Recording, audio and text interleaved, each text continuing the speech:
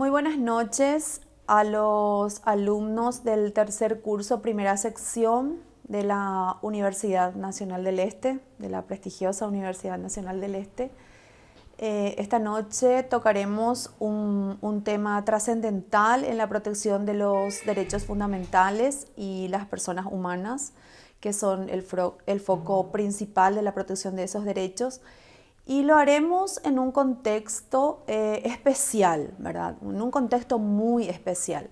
Porque el día de ayer hemos tenido la noticia excelente, sin precedentes realmente, que el equipo de la Universidad Nacional del Este ha ganado una competencia, primero a nivel nacional, ¿verdad? Porque se realiza entre todos los estados partes, se realizó primeramente en Paraguay y los alumnos de la Universidad Nacional del Este con su coach, la doctora Lidia y la doctora Marta Costa, han ganado esa competencia en el marco justamente de la promoción, divulgación y protección de esos derechos fundamentales, que tiene como base esencial la unidad que hoy vamos a desarrollar. Entonces hago esa referencia muy especialmente y congratulaciones a ese equipo, ¿verdad? Bueno, la unidad que hoy nos toca desarrollar son dos unidades consecutivas que hablan sobre el mismo tema. ¿Cuál sería el tema? Las personas humanas y su protección en el derecho americano, en este caso específico, ¿verdad? En cuanto a sus derechos fundamentales. Entonces tenemos varias convenciones internacionales que tienen como objeto o como foco principal la protección de esos derechos. La primera de ellas sería la Declaración Universal de los Derechos Humanos, evidentemente del 10 de diciembre de 1948, a la vez también en América, en la Organización de los Estados Americanos, que nuclea los países de América, también se firmaba una declaración en el mismo año, incluso antes, ¿verdad? En el mes de mayo de 1948, en consonancia posteriormente con la Declaración Universal de los Derechos Humanos de París de 1948. Con eso podríamos estar comenzando la protección a nivel regional y en cuanto a la Declaración Universal de los Derechos Humanos a nivel universal a estos derechos fundamentales. Luego tenemos de 1948, inmediatamente ya tenemos dos pactos internacionales de gran importancia, de gran envergadura, que se elabora también en el seno de la Organización de los Estados Americanos, ¿verdad? ¿Cuál es el Pacto Internacional de Derechos Civiles y Políticos de 1966 y el Pacto Internacional de los Derechos Económicos, Sociales y Culturales, también elaborados y redactados en el mismo año, en 1966? Pero recién entra en vigencia 10 años después, en 1976. Estos dos serían los pactos internacionales, entonces, que entran un poco a solucionar este tema de la Declaración Universal de los Derechos Humanos, por cuanto y en tanto que sus disposiciones y principios fueron al comienzo, ¿verdad?, meramente declarativas, o sea, no tenía esa fuerza coercitiva y obligatoria para los estados partes en cuanto al cumplimiento de sus disposiciones. Luego tendríamos siempre a nivel americano la Convención de los Derechos Fundamentales que protegen derechos de la mujer, cuál sería la Convención de Belém do Pará de 1999. Y por último tenemos también una convención muy importante, cuál es la Convención Interamericana para la Eliminación de todas formas de discriminación y personas con discapacidad, también en 1999. La Convención Belém do Pará introduce una modalidad, diríamos, nueva, evidentemente, de protección a los derechos de la mujer, porque anteriormente se circunscribía solamente a la violencia física.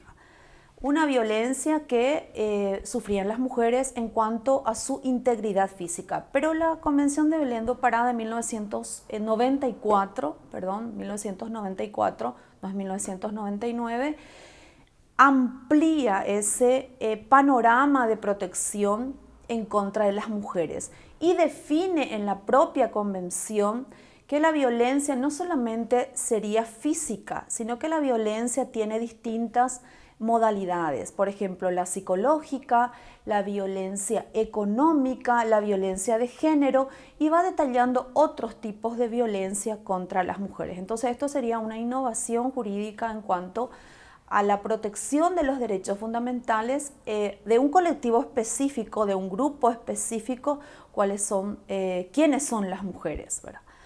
Bueno, ¿cuáles son las ideas, los conceptos fundamentales y la definición sobre los derechos humanos? Porque nuestra unidad específicamente trata sobre las personas humanas.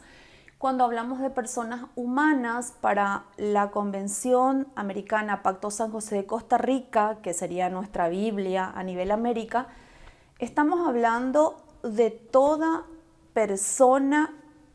Puede incluso tener características distintas, pero la Convención igualmente lo protege de igual manera. Entonces, los derechos humanos serían un conjunto de principios de aceptación universal, ¿verdad? Reconocidos siempre en una constitución, porque resulta que si no están reconocidos en una constitución, sería imposible para los conciudadanos demandar el cumplimiento de esas garantías, de esos principios en relación a los derechos fundamentales. También guarda estrecha relación con una protección nueva, diríamos, a partir de 1969, cuál sería la dignidad humana. Antes de la Segunda Guerra Mundial, no conocíamos esta expresión en ningún documento jurídico, tanto sea de carácter universal, o sea, de protección internacional, así como también no conocíamos esa palabra, esa frase dentro de las constituciones de los países de América, ¿verdad? Porque sabido es que en la Segunda Guerra Mundial se comete un genocidio, ¿verdad? Sin precedentes prácticamente. Entonces la vida no tenía demasiado valor, mucho menos el concepto de dignidad humana no se manejaba. La protección internacional de los derechos humanos fundamentales se inicia entonces, como dije, después de la Segunda Guerra Mundial, dentro de las Naciones Unidas. Las Naciones Unidas es una organización de naciones que se nuclean justamente no solo para la protección, la promoción y la divulgación de los derechos humanos fundamentales, sino también para mantener la paz mundial. Este también es una función o un objetivo esencial de la Organización de las Naciones Unidas. ¿Y qué tenemos como antecedentes inmediatos a la protección de estos derechos fundamentales? Y bueno, data de mucho tiempo atrás, ¿verdad? Entonces el derecho internacional público toma como inicio de la protección de estos derechos fundamentales Inglaterra, cuna de las libertades clásicas, en el año 1215. ¿Qué ocurrió en el año 1215? En Inglaterra, entonces, se promulga lo que conocemos como la Carta Magna Libertatum.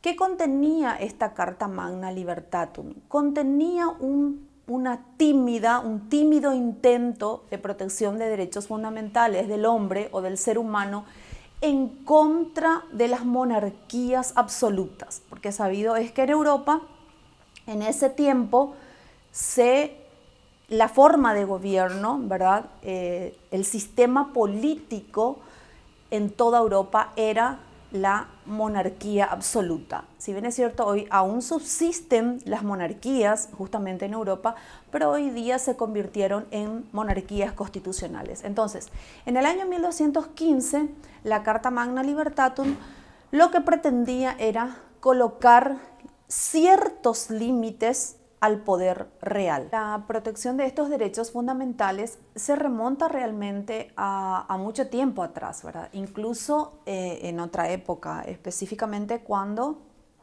termina la Edad Media o en la culminación de la Edad Media, en los últimos años de la Edad Media, en las últimas décadas, para luego posteriormente pasar ya a la Edad Moderna, justamente con la aprobación de los derechos del hombre y del ciudadano, un documento jurídico de carácter universal que posteriormente arrojaría la Revolución Francesa. Pero como antecedentes entonces dijimos que el derecho internacional público toma como punto esencial y focal, ¿verdad?, la Carta Magna de Inglaterra de 1215, junio de 1215. Entonces, los varones ingleses, ¿verdad? Cuando digo varones me refiero a una clase social, específicamente de la Edad Media, que fueron a redactar esta Carta Magna Libertatum con 39 artículos, no en Inglaterra, ¿verdad?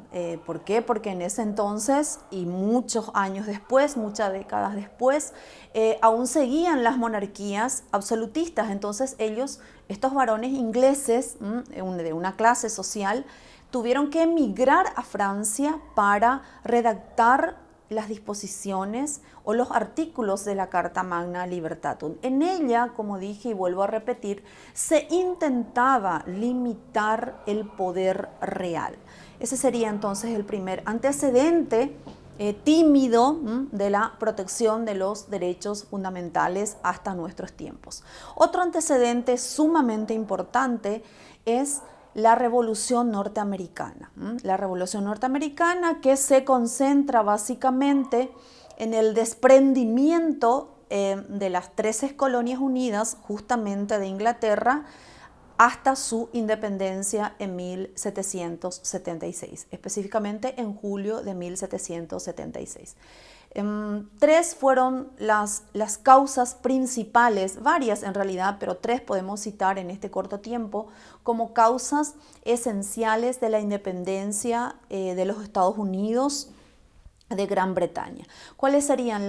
La presencia de las tropas militares todo el tiempo, de las tropas militares ingleses en las 13 colonias unidas. Ese sería uno de los motivos. Otro de los motivos sería la discriminación con el cual eran tratados los habitantes de las tierras del norte en las 13 colonias unidas, mismo que le regía la Carta Magna de Inglaterra y otras legislaciones de la época, igualmente eran tratados con muchísima discriminación. Y luego una cuestión económica sumamente esencial que consistía en que las 13 colonias unidas producían varios objetos, ¿verdad? Ellos construían barcos de taninos. Sabemos que en ese entonces la navegación era el único medio prácticamente de transporte. Entonces ellos se especializaban en construir esos barcos, pero sus productos no podían ellos utilizar en un 100%. Todos deberían de pasar por los puertos ingleses, pagar altísimos impuestos para luego ser comercializados en el mundo. Entonces, no solamente existían razones políticas, sino existían razones económicas muy fuertes para que las 13 colonias unidas se independizasen de Inglaterra. En la Revolución Norteamericana de 1776, posteriormente arroja también un documento jurídico de carácter universal de gran importancia, cual es la primera Constitución del mundo. O sea, recapitulando, entonces tenemos que en 1215 tenemos el primer documento jurídico de carácter universal, cual sería la Carta Magna de Inglaterra de junio de 1215. Posteriormente tendríamos la realización de la Revolución Americana, arrojando también un documento jurídico de carácter universal, cual sería la primera constitución del mundo con las características morfológicas, ¿verdad?, que requiere una constitución. Luego otro antecedente esencial en el mismo tiempo sería la Revolución Francesa, justamente. Primeramente se lleva a cabo la Revolución Norteamericana y unos años después se lleva a cabo entonces la Revolución Francesa. La Revolución Francesa también arroja un documento jurídico de carácter universal, cual es la Declaración de los Derechos del Hombre y del Ciudadano.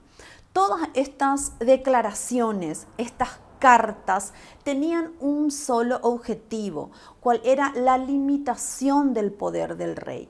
Un rey, un monarca que creía incorporaba esa creencia de que su poder absoluto devenía directamente de Dios. Entonces, esto él pasaba a sus súbditos, negando así la protección de los derechos fundamentales y garantías que posteriormente se incorporarían tanto en la Carta Magna de Inglaterra, en la Constitución norteamericana, como también así en la Declaración de los Derechos del Hombre y del Ciudadano. La Declaración Universal de los Derechos del Hombre se ha redactado y se ha firmado en París el 10 de diciembre entonces de 1948. También es un documento jurídico de carácter universal muy importante en la protección de los derechos fundamentales. Ahora bien, ¿cuáles son las características esenciales de estos derechos fundamentales? Tiene varias características, pero entre ellas podemos citar que los derechos humanos fundamentales están destinadas única y exclusivamente a la persona humana. ¿Y quién es persona humana para la Convención Americana de los Derechos Humanos? Es una persona con características a veces físicas muy distintas, ¿verdad? Con circunstancias sociales distintas, con creencias distintas, pero todos con un componente esencial común al ser humano. ¿Cuál es la dignidad humana? Que más adelante veremos cuál es la definición o la idea sobre la dignidad humana. Ahora nos concentraremos en las características de los derechos humanos o la denominación correcta de los derechos fundamentales. Esas características serían que son innatas. ¿Qué significan estos? Nacemos con estos derechos por el solo hecho de ser personas.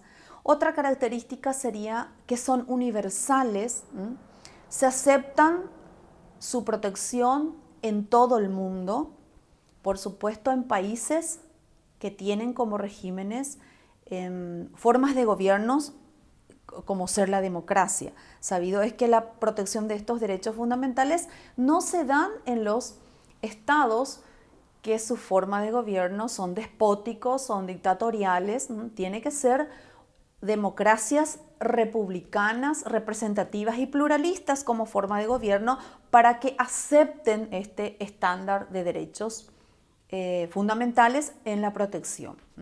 Entonces, otra característica sería la transnacionalidad. Esto significa que son aceptados en todos los países, como dije, donde tienen regímenes democráticos y por ende se comprometen en sus constituciones en proteger estos derechos fundamentales.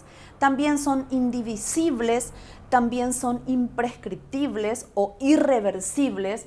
Esto significa que no se permite al Estado la concesión en la protección de estos derechos fundamentales de manera entrecortada, de manera fraccionada, sino su protección requiere una integralidad. Los derechos humanos fundamentales deben de ser protegidos de una manera integral y no de una forma fraccionada, concediendo algunos derechos y negando otros. Esto no se acepta en el campo del derecho internacional público. Sabido es que en la realidad esa protección no se da de manera integral o de forma integral, pero todos los estados que tienen como forma de gobierno las democracias representativas, republicanas y pluralistas, trabajan en pos a la protección integral de los derechos fundamentales. Porque sabido es también de que esta protección se da en forma progresiva y programática. Esto no es de protección inmediata, porque necesitamos erogar presupuesto hasta el máximo de los esfuerzos a los efectos que los estados puedan realmente brindar a sus conciudadanos esta protección integral como sus propias características así lo definen. También dijimos que son imprescriptibles, ¿verdad? ¿Qué significa esto? Que los derechos en relación al tiempo, otros derechos que no sean derechos fundamentales llegan a una prescripción, o sea, tienen un tiempo para poder ejercer esos derechos. Esto no ocurre, por ejemplo, los derechos patrimoniales, ¿verdad? Esto no ocurre en el campo de los derechos fundamentales, son imprescriptibles, se pueden demandar al Estado en cualquier tiempo, sea la persona particularmente afectada o la víctima de una violación o conculcación de los derechos humanos fundamentales, como también lo podrían hacer en el futuro sus condescendientes, sus herederos. Bueno, ¿qué podemos decir más de la Declaración Universal de los Derechos Humanos? Dijimos que se ha firmado en París, ¿verdad?, el 10 de diciembre de 1948. La Asamblea General de las Naciones Unidas, por la resolución número 207, entonces se firma la Declaración Universal de los Derechos Humanos, se deposita en la Asamblea General de las Naciones Unidas en todos los idiomas del mundo a disposición de los países. Según los expertos en Derecho Internacional Público o en Derechos Humanos Fundamentales, este es un documento icónico, es una piedra angular dentro del derecho internacional en relación a la protección de los derechos humanos, porque de él posteriormente se desprenden las ideas y los principios para ser insertados y elaborados en los pactos, convenciones y tratados internacionales, siempre referentes a la materia de protección de derechos fundamentales.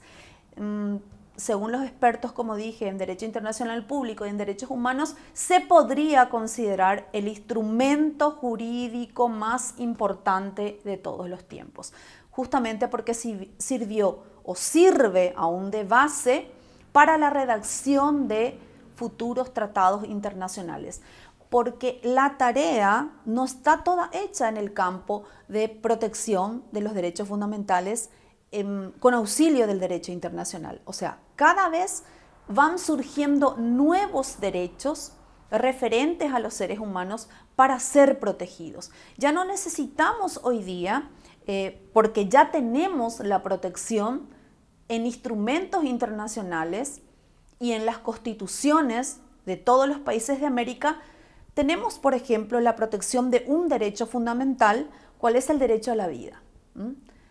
Base para la concesión estatal de los demás derechos, como ser la libertad, como ser el derecho al trabajo y a las actividades sindicales, o sea, el derecho a la identidad, que es el segundo derecho prácticamente más importante después del derecho a la vida. Estos derechos esenciales ya no necesitamos su protección porque ya tenemos. Esto no significa, como les dije, que la tarea ya esté toda hecha. No, surgen nuevos derechos actuales, derechos controvertidos quizás, pero no por ellos vamos a dejar de protegerlos. No por ello vamos a dejar a colectivos específicos distintos a nosotros sin la protección de esos derechos fundamentales. ¿Por qué? Porque también esas personas con características distintas a nosotros también tienen una característica esencial y común entre todos, ¿cuál es la dignidad humana? Entonces, por ello, también ellos necesitan de una protección fundamental. Entonces, esto es dinámico. Mientras existan sociedades y existan personas que conviven en esas sociedades, siempre existirá la necesidad de proteger nuevos derechos fundamentales. Como ejemplo podemos citar los derechos de las personas que tienen a expresarse de manera distinta a la que vinieron naturalmente. Son los derechos de las comunidades LGTB que en países vecinos como la Argentina, como el Brasil, ya están plenamente protegidos por los tratados internacionales vigentes también en esos países. En el nuestro todavía está en una etapa sumamente incipiente. Nosotros no tenemos, por ejemplo, el reconocimiento de la unión civil igualitaria, porque a algunas personas no le gustan justamente por ese hecho de discriminación la frase o la denominación de matrimonio igualitario. Pues bien, entonces pongámosle la denominación de uniones civiles igualitarias, pero nuestra Constitución tiene un candado, tiene una traba muy fuerte en donde claramente dice que un matrimonio solamente será celebrado entre un hombre y una mujer. Pero futuramente, se podría eventualmente también, con una modificación constitucional, obviamente, reconocer estas uniones convivenciales de personas entre el mismo sexo, porque los tratados internacionales así lo definen. Evidentemente que el principio de soberanía, que el principio de autodeterminación de los pueblos también nos dice a nosotros como Estado soberano de que nosotros debemos de decidir de manera conjunta cuáles serán las leyes que nos rigen. No es una imposición. Los tratados internacionales en sus artículos, en sus principios, no imponen a los Estados partes adherirse a ellos. Esta ratificación es voluntaria, pero debemos de saber que cuando un Estado ratifica una convención internacional, ratifica un pacto internacional con sus distintos protocolos, ratifica un tratado internacional con la creación de sus órganos, este país se está obligando a cumplir cada una de sus disposiciones, no olvidando las características esenciales de los derechos fundamentales, cuál es la integralidad. O sea, se deben proteger de manera integral y no de manera fraccionada. Entonces, por eso les digo que la construcción dinámica sigue, no hemos hecho todo aún la tarea. Tenemos varias convenciones internacionales que protegen varios tipos y grupos de derechos, pero esto es una construcción dinámica y seguiremos protegiendo otros derechos a medida que van naciendo en nuestras sociedades.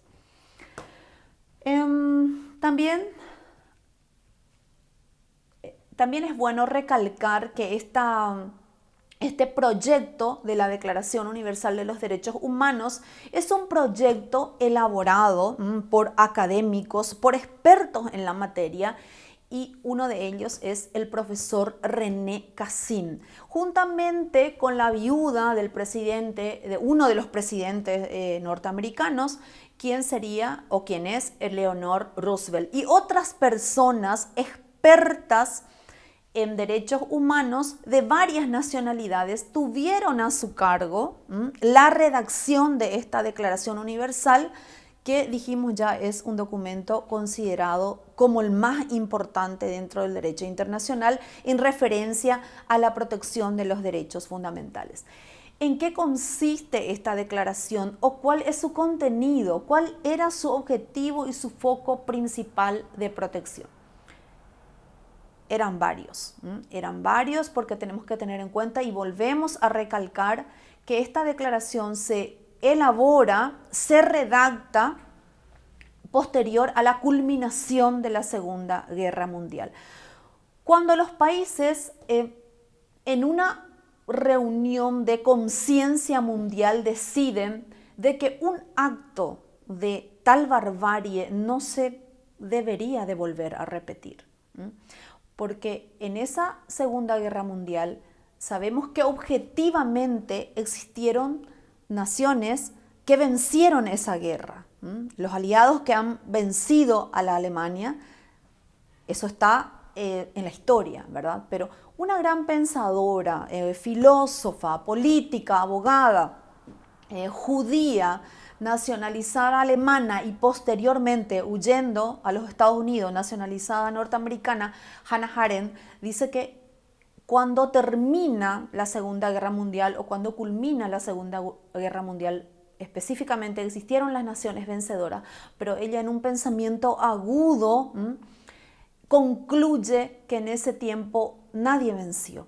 La humanidad entera perdió, con los millones de personas que han muerto de manera inocente. Sabido es que en una guerra es permitido los ataques militares o los ataques bélicos, pero no poblaciones civiles. Y en la Segunda Guerra Mundial han perecido inocentemente millones de personas. Entonces, ¿de qué naciones vencedoras estamos hablando? Estamos hablando de que la humanidad entera ha perdido en ese entonces. Entonces, posterior a eso, todas las naciones en un solo sentir se ponen de acuerdo para que no se repita esa barbarie en la historia de la humanidad. Y van protegiendo estos derechos fundamentales.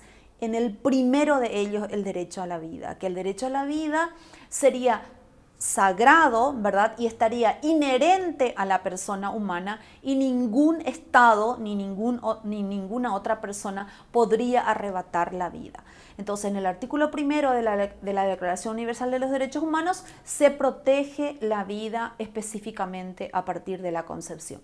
Otro de los contenidos esenciales, también en consonancia con la barbarie vivida en la Segunda Guerra Mundial, es de que no exista discriminación, porque esa matanza, ese genocidio ocurrió por distintas razones.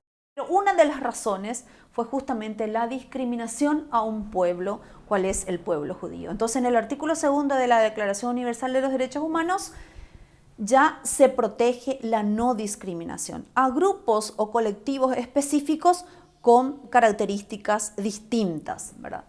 En el artículo 3 de la Declaración Universal habla de los derechos civiles y políticos. ¿Cuáles son los derechos civiles y políticos? Son aquellos que atañen a la vida de la persona, como ya dije anteriormente, también a la libertad en sus distintas formas de manifestación, también a la seguridad personal. Cuando digo derecho a la libertad, estoy refiriéndome al derecho de libertad de pensamiento, primeramente, luego a la libertad de ideas, para finalmente convertirse en la libertad de expresión. Así también una modalidad sumamente importante y esencial del derecho a la libertad es la libertad ambulatoria, protegida también en la Declaración Universal de los Derechos Humanos, en el Pacto Internacional de los Derechos Civiles y Políticos, en la Convención Americana sobre los Derechos Humanos y, por supuesto, en nuestra propia Constitución Nacional. Libertad ambulatoria, libertad de tránsito también se lo llama, libertad de circulación o libertad de locomoción. Otro derecho fundamental protegido en esa declaración es la prohibición expresa a la esclavitud. En el artículo 4 entonces de la declaración se prohíbe expresamente la esclavitud. Esclavitud que era un sistema de situación en la Edad Media en donde más de la mitad de la población mundial era considerada esclava, sin derechos fundamentales protegidos algunos. Ningún derecho se les protegía a este colectivo específico de personas que en ese entonces eran los esclavos. A partir de 1948, en el artículo 4, se prohíbe la esclavitud. Esto solucionó inmediatamente en los años posteriores a 1948, sería en 1949, esta situación no. El cumplimiento de las disposiciones de la Declaración Universal de los Derechos Humanos se dieron también en forma lenta, en forma paulatina. La protección después de su elaboración no fue inmediata. Otra situación que se protege en la Declaración de los Derechos Humanos sería entonces la prohibición de la esclavitud, como ya dije, prohibición de la tortura, el derecho a la personalidad jurídica de los estados en el artículo 6, los derechos procesales que se encuentran bien enumerados a partir del artículo 7 hasta el artículo 11 de la Declaración Universal, para posteriormente migrar en los pactos y tratados internacionales y del pacto y del tratado internacional migrar a las constituciones de América. También los derechos procesales, el derecho a la familia, los derechos políticos. ¿Cuáles son los derechos políticos? Los derechos políticos son aquellas libertades esenciales o libertades clásicas de las personas, como por ejemplo a candidatarse a un cargo público, sin más requisitos que la capacidad y la idoneidad. Entonces, que una persona pueda candidatarse a un cargo público sin más requisitos que la capacidad y la idoneidad, independientemente a sus características o independientemente al género. O sea, puede candidatarse a presidente de la República tanto una persona del género masculino, como es la regla, diríamos, pero también pueden candidatarse personas del género femenino. También los derechos políticos se reducen al derecho y a la obligación, porque en nuestra Constitución Nacional es un derecho y es una obligación a la vez de participar del voto, que el voto sea secreto, que el voto sea voluntario y uno pueda votar a la persona que uno elija, ya sea por sus capacidades o por sus idoneidades. También los derechos económicos, sociales y culturales, que son los derechos contemplados en la Declaración Universal referentes a la segunda generación. Son los derechos colectivos, son los derechos concernientes a la educación, al trabajo, a la libertad de formar un sindicato, a recibir una misma remuneración por el trabajo realizado, ya sea por el género masculino o por el género femenino, porque sabido es que antes de esta declaración se remuneraba el trabajo realizado con iguales características de la misma naturaleza, tenían mejor remuneración las personas del ámbito del género masculino que las personas del género femenino. ¿Y por qué esto? Si se está realizando un trabajo con las mismas características, con el mismo esfuerzo y con el mismo resultado, es justo que la remuneración también sea la misma. Entonces, en la protección de estos derechos fundamentales de segunda generación, se han conseguido entonces esa igualdad en la remuneración por trabajos realizados de la misma naturaleza. Se pasaron 20 años después de la elaboración de la Declaración Universal de los Derechos Humanos y todos esos países, todas esas naciones que en ese momento confluyeron con sus ideas para redactar esa declaración, han visto que no tenía mucha efectividad esos principios y esas cuestiones declarativas enunciadas en la propia declaración, porque carecía de un elemento esencial, cual es la coercitividad, o sea, esa obligatoriedad para los estados para cumplir indefectiblemente las disposiciones contenidas en la declaración. Pero han encontrado una solución esos países en redactar pactos internacionales con los mismos contenidos en la declaración, pero con la diferencia que una vez ratificados esos pactos y esos tratados internacionales, los estados partes se obligaban taxativamente a cumplir cada una de sus disposiciones. Y si no lo hacían, las personas podían demandar su cumplimiento en los órganos creados en los mismos pactos internacionales. Tras pasar entonces 20 años, los expertos que han redactado esa declaración en derechos humanos veían con mucha impotencia que ese cumplimiento no se daba prácticamente en la totalidad de los países que han elaborado esa Declaración Universal. Entonces deciden redactar para solucionar la problemática actual del incumplimiento de esas disposiciones, redactan los pactos internacionales. El Consejo Económico y Social, que es un órgano esencial de las Naciones Unidas, entonces presenta un proyecto complejo y sistemático de un tratado internacional que la Asamblea General acaba aprobando en 1966. ¿Cuáles son estos dos pactos que la Asamblea General de las Naciones Unidas acaban aprobando en 1966? Son el Pacto Internacional de Derechos Civiles y Políticos y el Pacto Internacional de los Derechos Económicos, Sociales y Culturales. Entran en vigencia, son redactadas en 1966, depositadas en la Asamblea General de las Naciones Unidas y entran en vigencia 10 años después. Como verán, la protección de los derechos humanos fundamentales se dan de manera lenta con tantos tratados internacionales ratificados por los países. Igual siguen las violaciones y las conculcaciones de esos derechos fundamentales, todavía no haciendo honor a una de sus características, cuál es la integralidad. Cuando hablamos de protección integral de los derechos fundamentales, solamente nos circunscribimos a algunos países que lo hacen de manera integral, pero el resto aún estamos en constante avance. Bueno, ese Pacto Internacional de Derechos Civiles y Políticos de las Naciones Unidas, que se aprueba en 1966, pero entra en vigencia recién 10 años después, entonces trata de derechos humanos de primera y de segunda generación. Su nombre, vuelvo a repetir, el primero es el Pacto Internacional de Derechos Civiles y Políticos, y el segundo, y redactado en el mismo año y entran en vigencia 10 años después, en 1976, es el Pacto Internacional de los Derechos Económicos, Sociales y Culturales.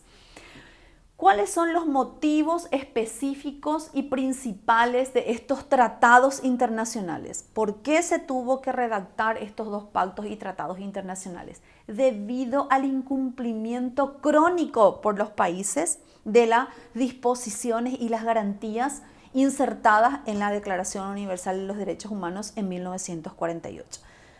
Sí, habíamos dicho que el derecho a la vida se protegía a través de la concepción, pero las violaciones y las conculcaciones y las vulneraciones del derecho a la vida justamente seguían. Entonces esto no podía ser, se tenía que solucionar con la redacción y elaboración entonces de un pacto o tratado internacional. Porque la diferencia sustancial entre una declaración y un pacto es que las disposiciones contenidas dentro de un pacto y dentro de un tratado internacional son obligatorias. Características que carecía la Declaración Universal. Si bien es cierto, es el documento jurídico de carácter universal más importante que existe en materia de protección de derechos humanos fundamentales, porque es la primera que se redacta después de la Segunda Guerra Mundial, de esa barbarie sin precedentes que esperemos la humanidad nunca más tenga que volver a observar una situación así. Las cuestiones eran, los derechos eran protegidos, eran positivados en esa declaración, eran escritos, pero no se protegían en la práctica. Entonces, por eso tenemos redactados estos dos pactos internacionales intentando suplir la deficiencia de la declaración. Y si vamos a ver cuál es la naturaleza jurídica del pacto internacional, de los dos pactos internacionales de derechos civiles y políticos y de los derechos económicos, sociales y culturales, vamos a ver que en la naturaleza jurídica justamente se encuentra que es obligatorio para los estados signatarios. O sea, el cumplimiento de sus obligaciones se da de manera obligatoria. Volvemos a repasar así a grandes rasgos cuáles son los derechos que están contenidos en el Pacto Internacional de Derechos Civiles y Políticos. Son los mismos que están en la Declaración Universal y son el derecho a la vida, a la libertad en sus diversas formas de expresión, que serían de pensamiento, de conciencia, de religión, de locomoción, libertad ideológica, la libertad de enseñar, la libertad de aprender, la libertad de asociarnos con algunas ideas similares y comunes. También están insertadas en el Pacto Internacional los derechos procesales. También la autodeterminación de los pueblos, la no discriminación racial, motivo esencial justamente de la redacción de la declaración, así como del Pacto Internacional, la prohibición de tortura, esclavitud, trabajo forzosos y otros derechos fundamentales. En el Pacto Internacional de Derechos Económicos, Sociales y Culturales, los derechos básicos protegidos fueron la salud física y mental, el trabajo, los derechos laborales en sus distintas modalidades, el derecho a pertenecer a un sindicato, el derecho a la seguridad social, la persona que trabaja tiene derecho fundamental, consagrado en este pacto, a ser beneficiario, tanto él como su familia, de una seguridad social. Así también los derechos culturales son los referentes a la educación, a la cultura propiamente, y también el derecho a la recreación. Estos dos pactos internacionales de derechos civiles y políticos y los económicos, sociales y culturales se han creado, a raíz de la elaboración de estos pactos, dos protocolos facultativos. El primer protocolo facultativo del derecho del Pacto Internacional de Derechos Civiles y Políticos justamente es el que se encarga de la comisión de visitas e informes. Es un sistema de control que tiene el Pacto Internacional hacia los estados partes, hacia los estados signatarios, que si están cumpliendo o no las disposiciones contenidas en ese pacto. Entonces ellos se constituyen y elaboran un informe para posteriormente elevar a la comisión. El derecho a las Américas, o sea, cómo se protege este derecho a nivel americano, que es esencialmente lo que a nosotros nos interesa, ¿verdad? Porque somos parte de la Organización de los Estados Americanos, el Paraguay es parte de la Organización de los Estados Americanos, la prestigiosa OEA, como también el Paraguay es parte de la Organización de las Naciones Unidas, la prestigiosa ONU. En esta zona del mundo, y en esa época, entonces, de la culminación de la Segunda Guerra Mundial, el continente americano no quedaba rezagado en términos de la desprotección de esos derechos fundamentales. O sea, nosotros también como continente americano se conculcaban varios derechos fundamentales, para lo cual necesitábamos de las declaraciones, de los pactos y de los tratados internacionales a los efectos de mitigar este impacto. ¿Cuál es el sistema regional en América de protección? Decíamos que comenzaba en 1948 con la Declaración Americana de los Derechos y los Deberes del Hombre de la Organización de los Estados Americanos, específicamente en el mes de mayo.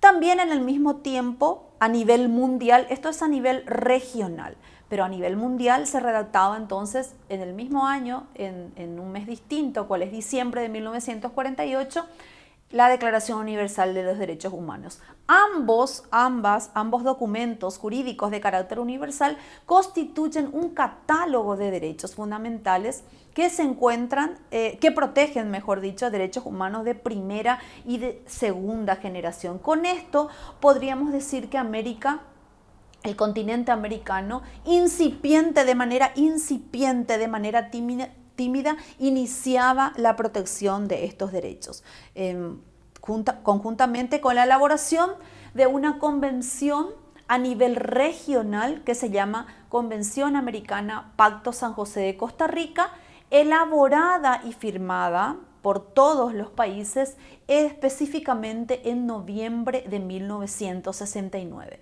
pero entra en vigencia unos años más tarde. Esta es la convención o el tratado internacional más importante a nivel América. Contiene 82 artículos, se considera un documento clave porque su fuerza coercitiva ya está implícita en la propia convención, ¿verdad? A diferencia de la Declaración Universal de los Derechos Humanos, que no tenía fuerza coercitiva, y por eso es que los estados no han cumplido sus disposiciones. Además, porque en ese entonces aún se cometían atrocidades, atropellos, violaciones y conculcaciones a los derechos fundamentales. Como que el mundo y la comunidad jurídica internacional no estaba acostumbrada a la protección de esos derechos fundamentales. Es más, estaba acostumbrada a la violación de los derechos fundamentales.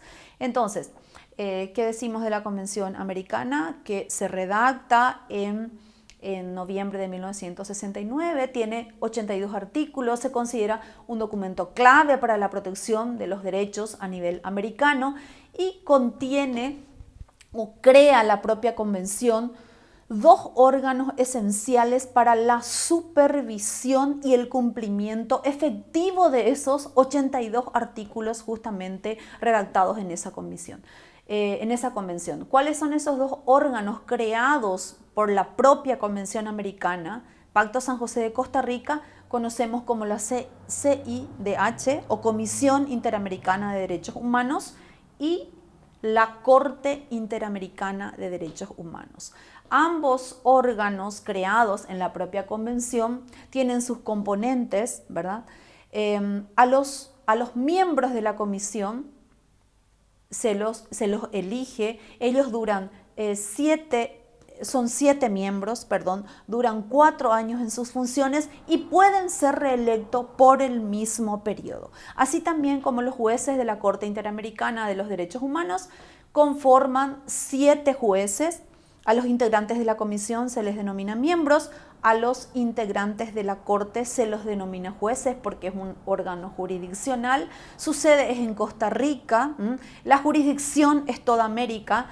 Entonces, cuando un país signatario de la convención acepta las disposiciones, también está aceptando someterse a la jurisdicción. Dijimos que sus funciones son, las funciones de la Corte son jurisdiccionales, por tanto sus sentencias o sus fallos son definitivos y son inapelables. Bien, ahora, ¿de qué se encarga la Comisión Interamericana sobre Derechos Humanos o la CIDH? Entre sus funciones esenciales encontramos las funciones consultivas. ¿Qué significa esto? Que los estados partes tienen la posibilidad de consultar a la comisión sobre temas específicos que cada país tenga como problemática. Entonces, una de sus funciones esenciales son las funciones consultivas. También otra de sus funciones es la constitutiva. ¿Qué significa esto? Que los miembros de la comisión, porque decimos que las personas que integran la Corte son jueces porque es un órgano jurisdiccional, en cambio los miembros de la comisión pueden constituirse en cualquiera de los estados partes a revisar, a supervisar cómo va el cumplimiento, cómo va progresivamente el cumplimiento de los derechos individuales y de los derechos colectivos, o sea, de los derechos humanos de primera y de segunda generación, sin pedir permiso a los estados partes. O sea, esa función constitutiva está en la propia convención. Esto significa que ellos, los miembros de la comisión, a través de los protocolos facultativos y personas que integran a la vez esos comités de derechos económicos, sociales y culturales y el comité de derechos humanos, pueden constituirse en los estados partes a ver qué cosa, a ver cómo va la vigencia y el cumplimiento de esos derechos fundamentales insertadas en los 82 artículos que tiene la Convención Americana. La función principal entonces es de proteger la vigencia de los derechos fundamentales, también la de promocionar, también la de divulgar, porque ¿cómo conseguimos una protección efectiva si no conocemos cuáles son esos derechos fundamentales? O sea, es más importante quizás la divulgación, la promoción, de manera que paulatinamente las personas sepan cuáles son esos derechos fundamentales. Derechos fundamentales que están insertadas en la Constitución, en nuestras constituciones. Pero necesitamos que todas las personas conozcan esos derechos. Los estados partes han estado trabajando de manera esforzada y mancomunada conjuntamente con la Comisión Interamericana de Derechos Humanos en la divulgación y en la promoción de esos derechos fundamentales. Los miembros también pueden actuar en virtud a sus facultades con su propio reglamento, porque la Comisión tiene su propio reglamento. Reciben también denuncias de las víctimas de violaciones graves de los derechos humanos en todo el continente americano. Otras de las funciones también es la función de brindar recomendaciones sobre el cumplimiento de esos derechos fundamentales, así como elaborar recomendaciones, relatorios y estudios en materias específicas. Ejemplo, ¿cómo va la protección de los derechos de una comunidad específica? ¿Cuáles son los pueblos originarios? ¿Cómo estamos cumpliendo en el Estado paraguayo, ¿verdad? Como parte de la Convención y de la organización, como que hemos ratificado la Convención y como Estado parte de la Organización de los Estados Americanos, ¿cómo estamos en razón al cumplimiento en cuanto a los pueblos originarios? tristemente les menciono que el Estado paraguayo a nivel América es el Estado que más condenas tiene en el campo de la violación y conculcación de los derechos fundamentales a los pueblos originarios. Tenemos 8 sentencias en contra del Estado paraguayo de la Corte Interamericana de los Derechos Humanos por violaciones, conculcaciones de derechos a los pueblos originarios. 8 condenas, queridos alumnos, no es poca cosa. Entonces, el Estado paraguayo con 8 condenas ya debió haber aprendido que se protegen también derechos fundamentales, derechos humanos inherentes a esas personas de los pueblos originarios. Otro documento internacional muy importante para la protección de esos derechos a nivel América sería la Convención contra la Tortura de la Organización de las Naciones Unidas, que se elabora, se firma el 10 de diciembre de 1984. Es una convención mucho más reciente a la Convención Americana Pacto San José de Costa Rica. Su función esencial y principal es la de recibir y examinar denuncias cometidas por los estados en contra de sus conciudadanos en violación y conculcación de esos derechos fundamentales, justamente insertados en la declaración, en los pactos y los tratados internacionales. La Organización de las Naciones, la Organización de los Estados Americanos, entonces, examina los informes relativos a los estados. También otra función es la de las investigaciones confidenciales, gestiones para recibir las controversias entre los estados, prevenir y sancionar la tortura, son entonces uno de los ejes temáticos de la Convención Interamericana para la eliminación contra toda forma de discriminación. Bueno, hay un principio esencial que se debe observar cuando analizamos las disposiciones de la Convención Americana Pacto San José de Costa Rica. Es un principio rector, es un faro, es un modelo a seguir, cuál es el principio pro homine. ¿Esto qué significa? Pro homine o pro persona. Significa que esta interpretación de las normas contenidas en la Convención Americana Pacto San José de Costa Rica deberán hacerse siempre de manera más favorable al ser humano, que lo único que debemos observar es que es sujeto de derecho y de protección de esos derechos fundamentales el ser humano. El ser humano con sus características esenciales básicas y con sus características esenciales también distintas, porque tenemos muchas características que son comunes, así como también tenemos características que nos hacen distintos los unos a otros. Pero las características distintas no vamos a observar cuando se trata de proteger estos derechos fundamentales, porque el principio rector que adopta la Convención justamente es la de pro homine. ¿Y qué significa esto entonces? Significa que la interpretación de estas normas debe hacerse siempre a lo que más conviene al ser humano. ¿Y quién es ser humano? Para esta convención es toda persona. Es toda persona con características esenciales comunes y con características esenciales distintas. Entonces, el principio pro homine sería un relevante criterio interpretativo que establece que los tres poderes del Estado, tanto sea judicial, legislativo y ejecutivo, deberán entonces aplicar la norma de mayor beneficio para el ser humano, con una interpretación siempre extensiva a su favor cuando se trata de protegerlo y con una situación restrictiva cuando se trata de limitar esos derechos. La Convención también tiene sus atribuciones, ¿verdad? Tiene sus atribuciones en cuanto a la atribución de supervisar las obligaciones que el pacto impone a los estados. Concede también a la Comisión la potestad de publicar informes, realizar visitas in loco o realizar visitas in situ, también tiene la atribución de emitir comunicados a los estados parte, así como también tiene la atribución de brindar recomendaciones a los estados partes, tramitando y resolviendo peticiones individuales de violación de los derechos fundamentales que llegan a su conocimiento.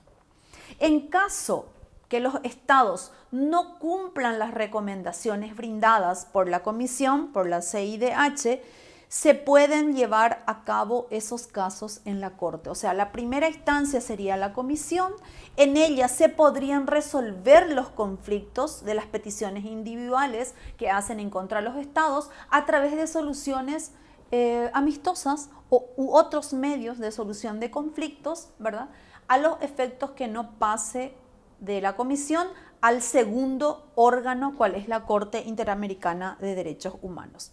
Otra función importante de la Comisión sería que está facultada a solicitar informes sobre derechos humanos a todos los países miembros de los Estados americanos. Paraguay es Estado miembro de la Organización de los Estados Americanos.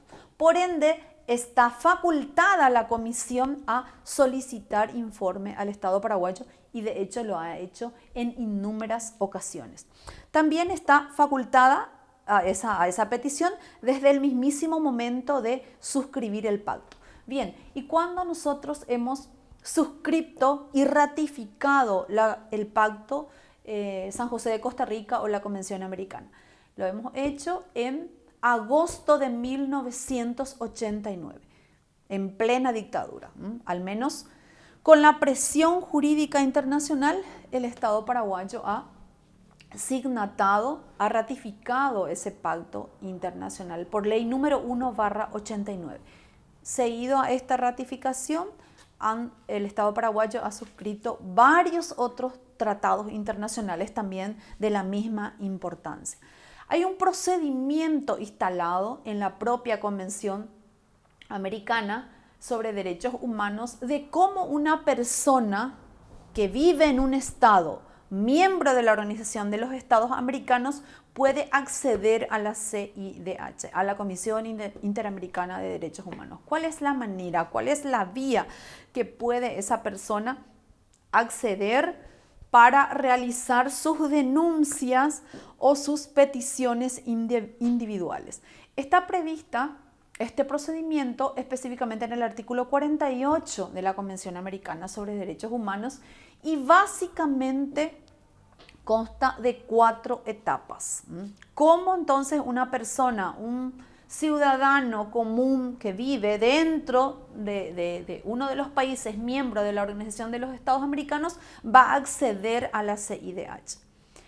La primera situación para acceder es que se deben agotar todas las instancias internas dentro del país en donde vive esta persona. En el ejemplo específico, un ciudadano o una persona debe agotar entonces todas las instancias dentro de su propio país. Una vez que agotó todas esas instancias y no le satisface el resultado a sus peticiones, puede entonces llegar personalmente a la comisión. Personalmente es una manera de decirlo, porque lo puede hacer por medios telemáticos, lo puede hacer por correo electrónico, o sea, por todos los medios actuales de comunicación que tenemos. Anteriormente sí, la persona debería de viajar hasta Washington, esa ya era una imposibilidad, diríamos, porque Washington queda en los Estados Unidos, el pasaje es muy costoso, entonces prácticamente era imposible acceder a la comisión.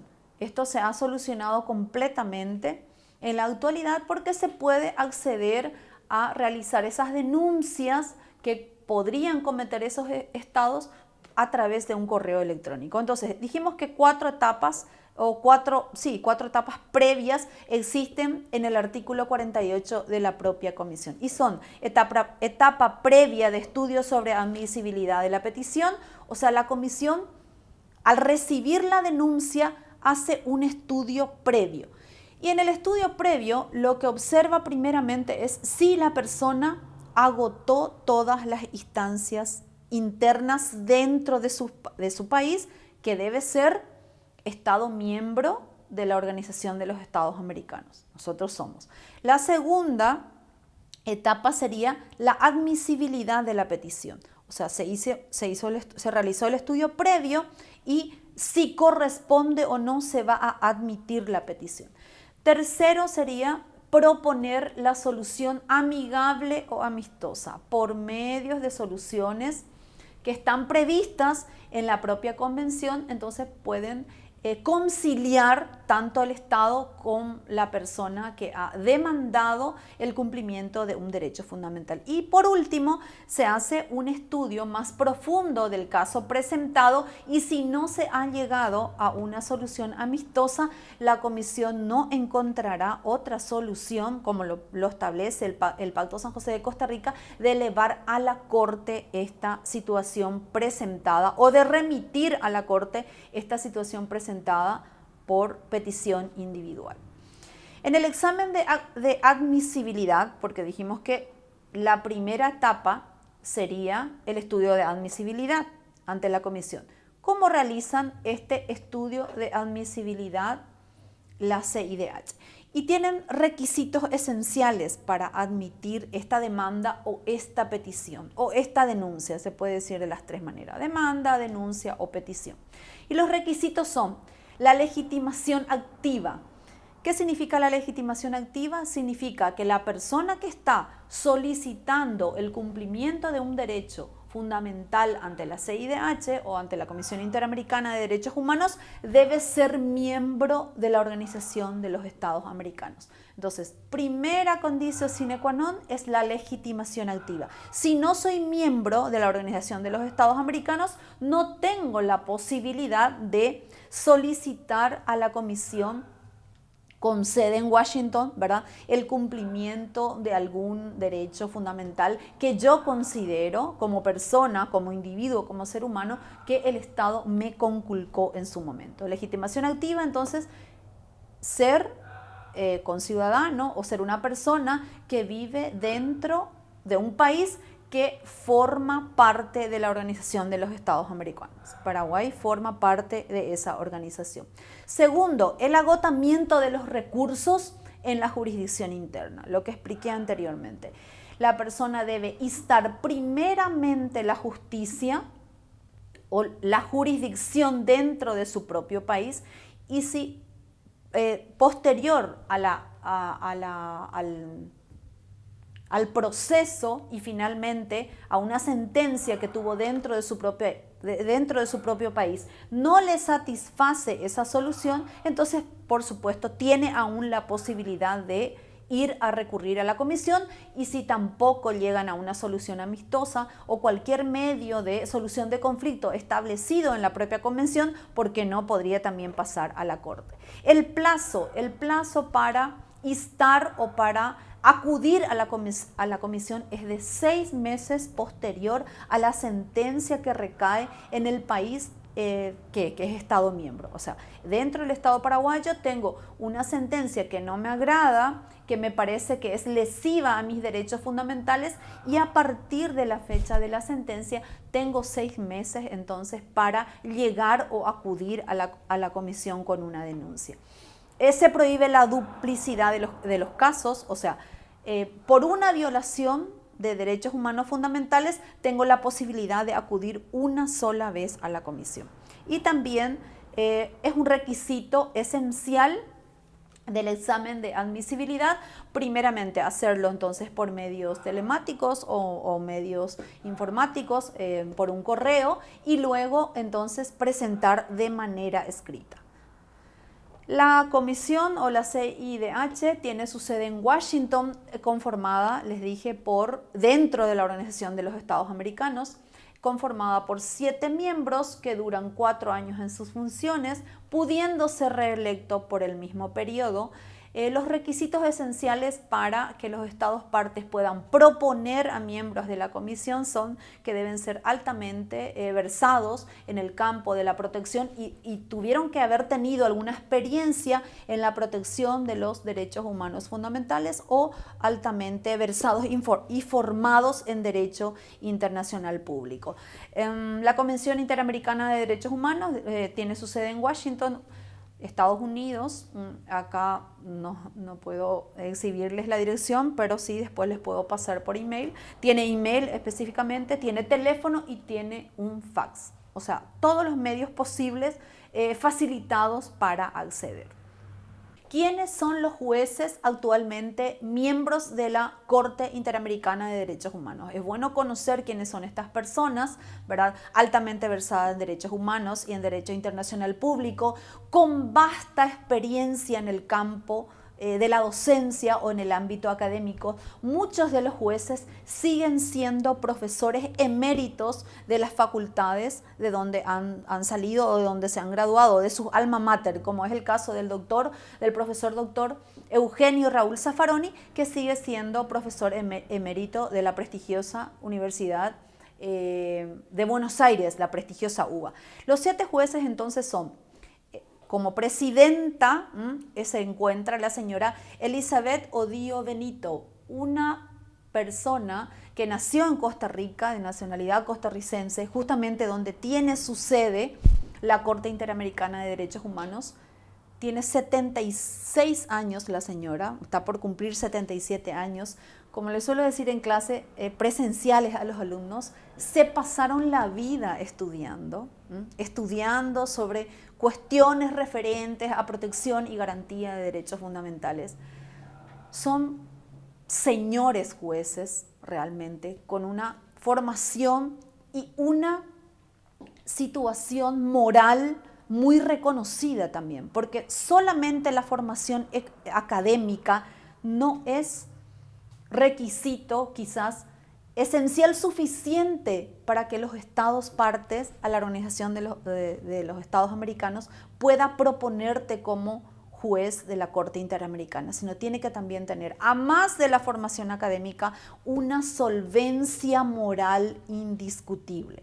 Entonces, presidenta o juez de la Corte Interamericana, Elizabeth Odío Benito, de nacionalidad costarricense. El vicepresidente es el profesor doctor, para mí un maestro, el chileno Eduardo Biogrossi, 76 años también. En este momento ejerce la vicepresidencia de la Corte. Presidenta la doctora Elizabeth y el vicepresidente, el chileno, el profesor doctor Eduardo Biogrossi. Eduardo Biogrossi es el juez de la Corte Interamericana que tuvo a su cargo entender y fallar posteriormente el caso que tuvimos la oportunidad de ver el año pasado, cuál es Arrón y Martí, que demanda al Estado paraguayo. Han existido siempre demandas en contra del Estado paraguayo, pero este caso de Arrón y Martí tuvimos la oportunidad de ver incluso en vivo, 16 horas de juicio ininterrumpido para que posteriormente el presidente de ese entonces, el presidente del tribunal, en ese entonces el chileno Eduardo Biogrossi, absolviera al Estado paraguayo de la demanda. No hemos sido condenados en ese caso, no hemos pagado un solo guaraní. Ustedes recordarán de los comentarios antes de la realización del juicio en la Corte Interamericana, que muchas personas opinaban que el Estado paraguayo sería condenado, que algunos de los jueces de la Corte Interamericana eran de ideologías de derecha o de izquierda. Nunca escuché tanto disparate en una sola vez, porque les vuelvo a repetir, los jueces de la Corte Interamericana de Derechos Humanos no solamente tienen la más alta versación académica o el estudio más alto en materia de derechos humanos o de derecho internacional público, sino son personas de una solvencia moral, personal individual y social indiscutible. No se llega a ser juez de la Corte Interamericana de manera improvisada. Se pasa por filtros sumamente agudos. Entonces, si a alguien hay que denominarle señores jueces o aún utilizar la expresión de la Edad Media de su señoría, personalmente me animaría solamente con estas personas. Completan entonces este cuadro de 7 jueces de la Corte, el mexicano, también profesor de la Universidad Nacional de México, de la prestigiosa UNAM de México, y presidente del periodo anterior, el mexicano Eduardo Ferrer MacGregor. Es uno de los integrantes de la Corte Interamericana, uno de los jueces más jóvenes, tiene 55 años más o menos.